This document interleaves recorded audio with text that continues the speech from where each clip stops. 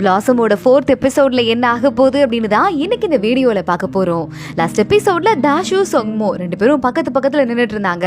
அதோட தான் முடிஞ்சது. இந்த எபிசோட்ல ஒருத்தங்க கிராஸ் பண்ணி அங்கிருந்து கண்டுக்காமலே போயிடுறாங்க.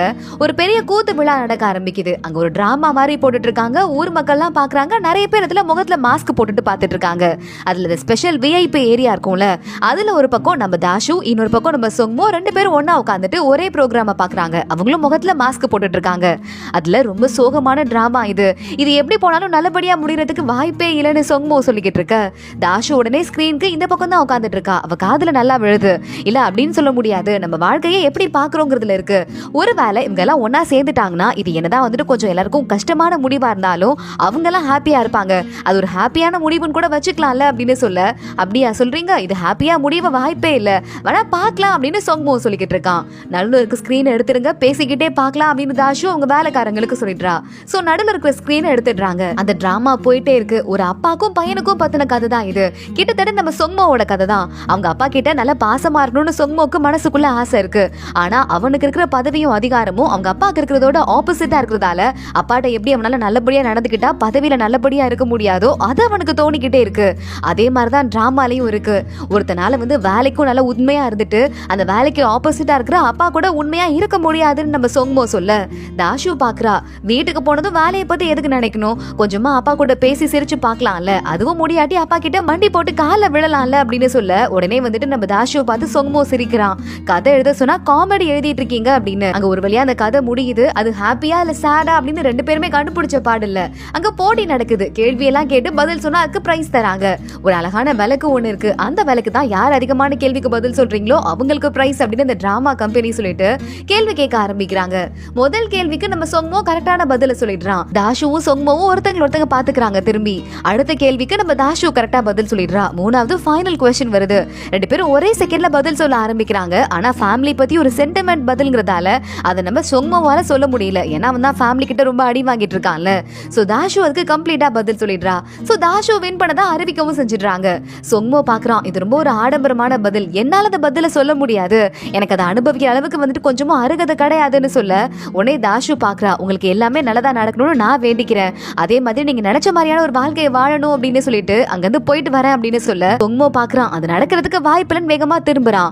அப்போ நம்ம தாஷு மேல இடிச்சிடுறான் கொஞ்சம் வேகமா. அங்கிருந்து அவன் கிளம்பி போயிட்டு இருக்க தாஷு பாக்குறா, பாவம் இந்த பையன் ரொம்ப நல்ல பையனா இருப்பான் போல, திறமையான பையனாவும் தெரியுறான், ஆனா அவனுக்கு அவன் வீட்டுல ஏதோ பிரச்சனை இருக்கு அப்படின்னு சொல்லிக்கிட்டு இருக்கா. அப்போ அவளுக்கு வேலைக்கு கிஃப்ட் கொடுக்குறாங்க. அதுக்குள்ள ஒரு ஸ்டோரி இருக்கு. அம்மா அப்பாக்கு குழந்தை எப்படி உண்மையா இருக்கணும் அப்படிங்கறத பத்தி. இது எனக்கு தேவையில்லை, எனக்கு என் அம்மா இல்ல அப்ப சரியில்லை அப்படின்னு இந்த பையனுக்கு கொடுத்தாலாவது யூஸ்ஃபுல்லா இருக்கும்னு தாஷு வேலைக்கார பொண்ணு கூப்பிட்டு அந்த விளக்க கொண்டு போய் நேரா நம்ம சொங்மோட்ட கொடுக்க சொல்லிடுறா. கூடவே ஒரு லெட்டரும். அதுல எல்லா கதைக்குமே ஒரு முடிவு இருந்ததுன்னா ஒரு நல்ல விஷயத்துக்கான ஆரம்பமும் இருக்கும். நீங்க உங்க ஃபேமிலியோட ஹாப்பியா இருக்கணும்னு நான் ஆசைப்படுறேன், அதுக்கே நீங்க ட்ரை பண்ணக்கூடாது, கொஞ்சம் ட்ரை பண்ணி பார்க்கலாம்ல அப்படின்னு எழுதியிருக்கு. அதை பார்த்துட்டு நம்ம சொங்மோ நிமிந்து பார்க்க தாஷு ஆப்போசிட்ல நிக்கிறா. அங்கிருந்து அமைதியாவை கிளம்பி போயிட்டு இருக்கா. இந்த பொண்ணு யாருடான்னு தெரியலையே, எனக்கு பார்க்கணும் போல இருக்கே அப்படின்னு நம்ம சொங்மோவே யோசிக்க ஆரம்பிக்கிறான். அப்போ சொங்மோவோட அசிஸ்டன்ட் உங்களை தளபதி கூப்பிடுறாரு, ஏதோ வேலை இருக்கா அப்படின்னு சொல்லிட்டு என்னது இது அப்படின்னு கேட்க பார்த்தா நம்ம தாஷுவோட இடுப்புல ஒரு மணி மாதிரி மாட்டிருப்பான்ல, அது இடிக்கும் போது நம்ம சொங்மோட ட்ரெஸ்ல மாட்டிக்குது.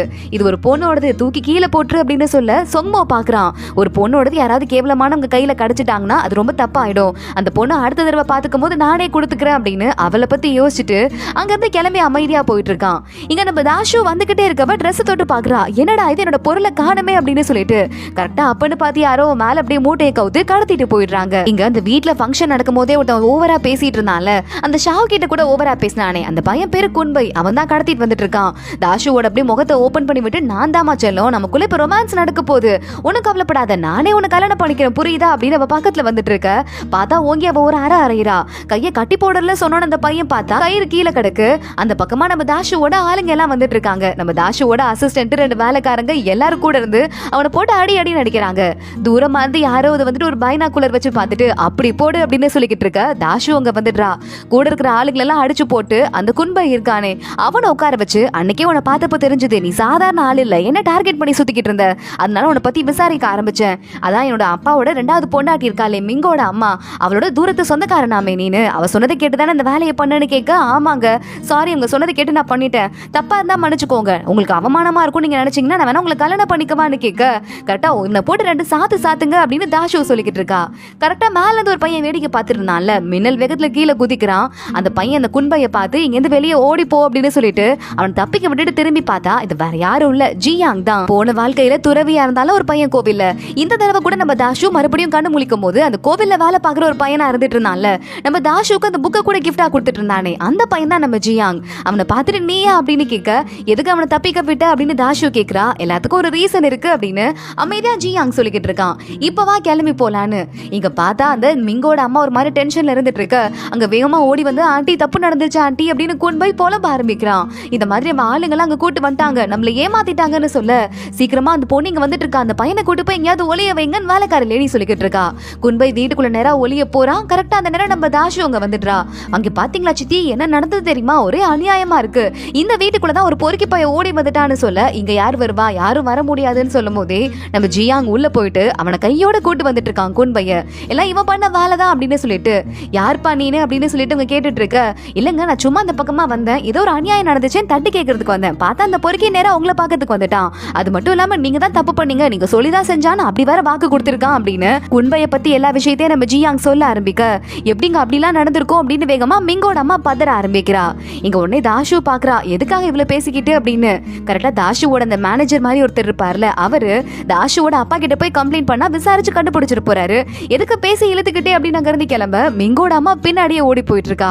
எனக்கு ஹெல்ப் பண்ணதுக்கு ரொம்ப தேங்க்ஸ் அப்படின்னு ஜியாங்க கிட்ட தாஷு பார்த்து சொல்லிக்கிட்டு இருக்கா. இங்க அவங்க அப்பா தாஷுவோட அப்பா அந்த மிங்கோட அம்மாவை காரி துப்புறாரு, என்ன கேவலமான வேலை பண்ணி வச்சிட்டு இருக்க அப்படின்னு. அவ்வளவுதான், அந்த மிங்கோட அம்மாக்கு தான் கண்ணீர் விட்டு இந்த ஆளை கரைக்கலான்னு தெரியும்ல. உடனே என்னை பார்த்து எவ்வளவு கேவலமா நினைச்சிட்டு இருக்கீங்க, நான் அந்த மாதிரி ஒரு ஆளா, அவன் எனக்கு தூரத சொந்தக்காரன் தான், அவனை நம்புவீங்க என்ன நம்ப மாட்டீங்களா, நம்ம 2 பேரும் தனித்தனியா படுத்து தூங்க ஆரம்பிச்சு எத்தனை வருஷம் ஆச்சு, என்ன ஏதோ வெள்ளி மாதிரியே பார்த்துட்டு இருக்கீங்க, எனக்கு வாழ்றதுக்கு ஒரு வாழ்க்கையே இல்லை, என்ன டிவோர்ஸ் பண்ணி விட்டு போயிடலாம்ல அப்படின்னு கத்தி அழ ஆரம்பிக்க, உடனே அவ்வளவுதான் தாஷுவோட அப்பா சமாதானம் ஆயிட்டு, என் பொண்ணு கஷ்டப்பட்டால அதனாலதான் அப்படின்னு சொல்லிக்கிட்டு இருக்காரு. அப்பன்னு பார்த்து மிங்க உள்ள வந்து தாஷு அக்கா கிளம்ப போறாங்களான்னு சொல்ல, அவங்க அப்பா அவங்க அம்மாவை பார்த்துக்கோன்னு சொல்லிட்டு அங்கிருந்து கிளம்பி போயிடுறாரு. அவங்க அம்மா கிட்ட மிங்க வந்து உட்காந்துட்டு ஏமா அந்த மாதிரி பண்றீங்கன்னு கேட்க, உங்க அப்பாவை இப்படி கொஞ்சமாவது அழுது நடிச்சா தாண்டி சமாளிக்க முடியும், இல்லைன்னா அந்த தாஷுவை இங்கிருந்து நான் எப்படி துரத்துறது அப்படின்னு கேட்க, அம்மா போனா போதுமா, தாஷு கிட்ட நம்ம நிறைய காசு கொடுத்துட்டோம் தான், எனக்கு இந்த காசு தேவை கிடையாது அப்படின்னு மிங்க சொல்லிக்கிட்டு இருக்கா. நீ வாய மூடு, உனக்கு என்ன தெரியும், ஒவ்வொன்றையும் நான் வந்துட்டு சண்டை போட்டு தான் இங்க அனுபவிச்சேன், ஆனா எனக்கு அப்படி வந்து உன்னால விட முடியாது, நீ சரியான அழுமூஞ்சா இருக்க, அழுதா வந்து ஒண்ணுக்குமே வேலைக்கு ஆகாது, அதனாலதான் உன் வாழ்க்கையை சரி பண்றதுக்காக தான் நான் எல்லாத்தையும் சேர்த்துக்கிட்டு இருக்கேன், புரியுதா அப்படின்னு சொல்லிக்கிட்டு இருக்க. சரிம்மா அப்படின்னு மிங்க சொல்றா. இங்க அவங்க அப்பா தாஷு கிட்ட, சாரிமா உன்னால சரியா பாத்துக்க முடியலன்னு சொல்ல, இந்த மாதிரி ஒரு இடத்துல பாதுகாப்பை எதிர்பார்க்கறது தான் தப்பு, நான் கிளம்புறேன் அப்படின்னு தாஷு சொல்லுன்னு பேசிட்டு கிளம்பிடுறா. அவங்க அப்பா அப்படியே சோகமா நின்னுட்டு இருக்காரு. இங்க தாஷு வீட்டுக்கு வரவ விதவிதமா சமையல் செய்ய ஆரம்பிக்கிறா. ஏன்னா ஜியாங்க பாத்துட்டு இருக்கால, ஜியாங்க எப்படி உங்களுக்கு தெரியும்னு கூட நிக்கிற ஃப்ரெண்ட்ஸ் எல்லாம் கேக்குறாங்க. தாஷு உடனே சின்ன வயசுல பார்த்தோம், கோவில்ல பார்த்தோம், ஃப்ரெண்ட் ஆயிட்டோம் அப்படின்னு சொல்லிட்டு, ஆனா போன ஜென்மத்தை பத்தி யோசிச்சு பாக்குறா. உடம்பு சரியில்லாத தாஷுக்கு கூட்டு போய் ட்ரீட்மெண்ட் பார்த்தது மட்டும் இல்லாம கடைசியா அவங்க 2 பேரையும் அமுச்சு விட்டு மறுபடியும் ஒரு வாழ்க்கை கிடைச்சதுக்கே நம்ம துறவி ஜியாங் தானே காரணம், அதை பத்தி யோசிச்சு பார்த்துட்டு இருக்கா. ஆனா உங்களுக்கு சின்ன வயசுல பார்த்த மாதிரி தெரியல, இவ்வளவு பாசமா சமையல்லாம் செய்றீங்களேன்னு மத்த ஃப்ரெண்ட்ஸ் எல்லாம் கிண்டல் பண்ண, அதெல்லாம் உங்களுக்கு புரியாதுன்னு தாஷு சமையல் பண்ண ஆரம்பிக்கிறா. அப்ப பாட்டிக்கு ரொம்ப உடம்பு முடியலன்னு டாக்டர் சொல்றாரு. வேகமா நம்ம தாஷு டாக்டரை ஓடி போய் பார்க்க ஒரு பிரிஸ்கிரிப்ஷனை கொடுத்துட்டு அங்கிருந்து கிளம்புறாரு. அங்க உள்ள ஜியாங் வரான். அவன் கோவிலையே வளர்ந்து நல்ல நாட்டு மருந்தெல்லாம் நல்லா தெரிஞ்சு வச்சுட்டு இருக்கான். தாஷுட்ட பிரிஸ்கிரிப்ஷனை வாங்கி பார்த்துட்டு கசக்கி தூக்கி போட்டுட்டு பாட்டியை போய் செக் பண்ண, பாட்டி என்னால சரி பண்ண முடியும், அவங்க ட்ரெஸ்ஸை ரிமூவ் பண்ணுங்கன்னு சொல்ல, அது எப்படிங்க ஒரு லேடிக்கு போய் ஒரு ஆம்பளை வைத்தியம் பார்க்க முடியும் அப்படின்னு மத்தவங்க எல்லாம் யோசிக்கிறாங்க, ரூல்ஸ்லயே அது இல்லையே அப்படின்னு. தாஷு உன்னால சரி பண்ண முடியுமா பாட்டியன் ஜியாங்க கிட்ட கேக்குறா.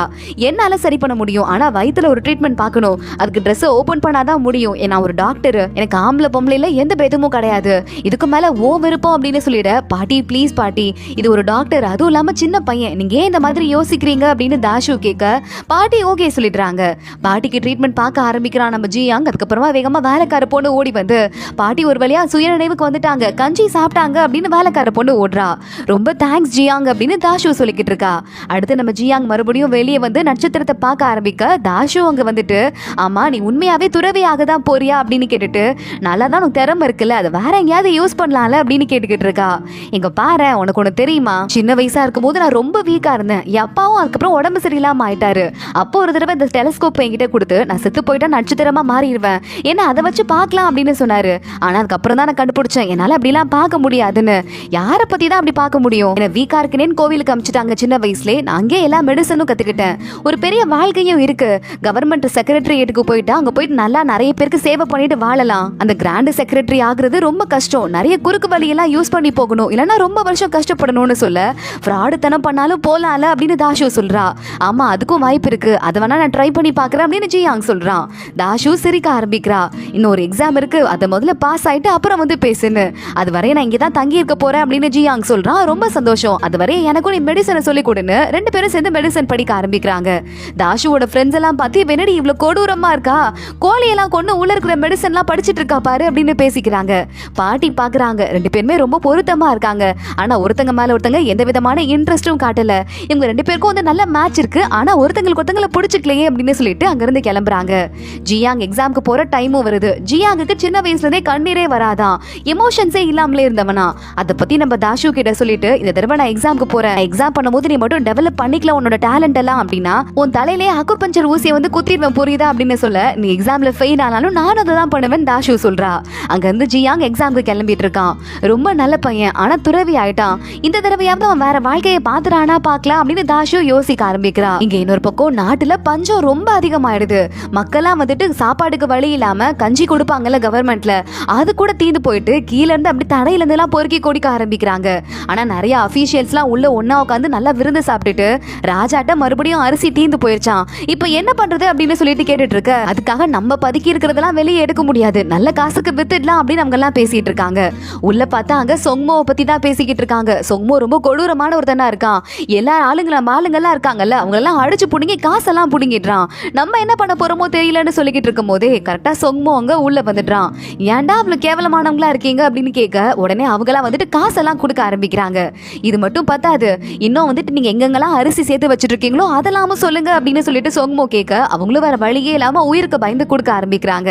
இங்க நம்ம சொங்மோட அங்கிள் இருப்பார்ல மார்ஷல், அவர்கிட்ட ஒருத்தர் வந்துட்டு எங்க பட்டத்து இளவரசர் கிட்ட தான் பொறுப்பை கொடுத்துருக்காங்க கிரெயின்ஸ் எல்லாம் பாதுகாக்கிறதுக்கு, உங்ககிட்ட உண்மையை சொல்லக்கூடாதுங்கன்னு சொல்ல அதெல்லாம் சொல்லுங்க பாத்துக்கலாம் அப்படின்னு மார்ஷலும் சொல்லிக்கிட்டு இருக்காரு. இன்னொரு பக்கம் நம்ம தாஷுவோட பாட்டி எஞ்சி வெளியே ஓடிட்டு இருக்காங்க. இல்லம்மா நம்ம வந்துட்டு ஏழைங்களுக்குலாம் டென்ட் போட்டு கொடுத்தோம், ஆனா அது இவ்வளவு பெரிய மழையையும் புயலையும் தாங்காது, அவங்களுக்கு ஏதாவது ஆயிடுச்சுன்னா என்ன பண்றது, நான் போய் பார்த்து வேற இடத்துல செட்டில் பண்ணணும்னு சொல்ல தாஷு சொல்றா, பாட்டி நான் போய் அவங்கள பாத்துக்கிறேன், நீங்க போய் ரெஸ்ட் எடுங்க அப்படின்னு. அந்த இடத்துல ஒரு தடவை ஒரு குழந்தை வந்து நின்னுக்கிட்டு, இவர் என்ன நம்ம எல்லாம் மரக்காட்டில தானே கிளிப் போடுவோம், இவர் வேற ஏதோ வெள்ளை கலர்ல போட்டிருக்காரு அப்படின்னு நம்ம சொங்மோ கிட்ட கேட்க, அந்த கிளிப்பை கழட்டி இந்த குழந்தைகிட்ட கொடுத்துட்டு இதை நீ வச்சுக்கிட்டேன்னா உனக்கு வாழ்க்கை ஃபுல்லா குடும்பத்துக்கே பசி இருக்காது, வச்சுக்கோ அப்படின்னு நம்ம சொங்மோ கொடுத்துட்றான். அப்போ கரெக்டா அங்க அரிசியெல்லாம் வர ஆரம்பிக்குது. மக்கள் அது பின்னாடி ஓட ஆரம்பிக்கிறாங்க. ஒரே கலவரமா இருக்கு. அப்பன்னு பார்த்தா அந்த குழந்தை மேல அந்த வண்டி ஏறி அடிபடுற மாதிரி போயிட்டு இருக்க. சொங்மோ ஓடி போய் குழந்தையை காப்பாத்துறான். ஆனா வண்டியில இருந்து ஒரு பெரிய பெட்டி கீழே விழுந்து சொங்மோட தலையிலேயே உடைச்சிருது. இங்க சொங்மோக்கு அடிபட்டு மயங்கி விழ நம்ம தாஷுக்கு நெஞ்செல்லாம் வலிக்கிற மாதிரி இருக்கு. ரெண்டு பேரோட உயிரும் ஒரு அளவுல கனெக்ட் ஆயிருக்கும் போல. சொங்மோ அப்படியே கோமாக்கு போயிடுறான். அதுல நம்ம தாஷு வரா முகமூடி போட்டுட்டு கையில இருந்த இடுப்புல போட்டிருந்த கீ செயின் இருக்குல்ல அதை கொடுத்து நான் உன் உயிரை காப்பாத்துறேன், ஏன்னா நம்ம ரெண்டு பேரும் ஒன்னாதான் வாழணும், செய்ய வேண்டிய வேலை நிறைய இருக்குன்னு சொல்லிட்டு அங்க இருந்து சொங்மோ கிட்ட பேசிட்டு தாஷு போயிடுறா. சொங்மோ கண்ணு முழிக்கிறான். சுத்தி நிறைய பேர் நின்னுட்டு இருக்காங்க. 3 நாளா நீ உடம்பு சரியில்லாம இருக்க, நாங்களும் என்னென்னவோ ட்ரை பண்ணி பார்த்தோம், நீ எந்திரிக்கவே இல்ல, செத்து போயிருவேன் டாக்டர் சொல்லிட்டாரு. அப்பதான் நம்ம மார்ஷல் உன்கிட்ட இருக்கிற இந்த மணியை பார்த்துட்டு இதுல ஒரு சாம்பிராணி கட்டி இருந்தது, அதை நெருப்புல போட்டாரு, அது உன் மூக்குக்குள்ள போக ஆரம்பிச்சதுமே நீ எந்திரிச்சிட்டேன்னு சொல்ல அந்த பொண்ணுதான் என் உயிரை காப்பாத்திருக்கா அப்படின்னு சொங்மோ சொல்லிக்கிட்டு இருக்கான். இங்க நம்ம தாஷு பயங்கரமா வேலை பார்த்து எல்லா ஏழைங்களுக்கும் ஹெல்ப் எல்லாம் பண்ணிட்டு இருக்க. இன்னொரு பக்கம் நம்ம மினிஸ்டரோட பையன் இருக்கான்ல ஊஷான், அவனும் ஹெல்ப் எல்லாம் பண்ணிட்டு இருக்கான். ரெண்டு பேரும் ஒருத்தங்க பாத்துக்கிறாங்க. சிரிச்சுட்டு மறுபடியும் உங்க வேலையை பார்க்க ஆரம்பிக்கிறாங்க. அப்போ தாஷு கிட்ட வேலைக்கார பொண்ணு நீங்க தூங்கும் போது நிறைய பிரச்சனை நடந்துருச்சு, உங்களை பாக்குறதுக்கு ஆளுங்க வந்துட்டே இருந்தாங்கன்னு சொல்ல போய் அவங்களை கூட்டிட்டு வா அப்படின்னு தாஷு சொல்றா. அதோட தான் இந்த எபிசோட் முடியுது. அடுத்தடுத்து என்ன ஆக போது தொடர்ந்து பார்க்கலாம். இந்த வீடியோவை லைக் பண்ணிக்கோங்க, மறக்காம நம்ம சேனலுக்கு சப்ஸ்கிரைப் பண்ணி பெல் ஐக்கானையும் கிளிக் பண்ணிக்கோங்க. அடுத்த வீடியோல பார்க்கலாம். அது வரைய பாய்.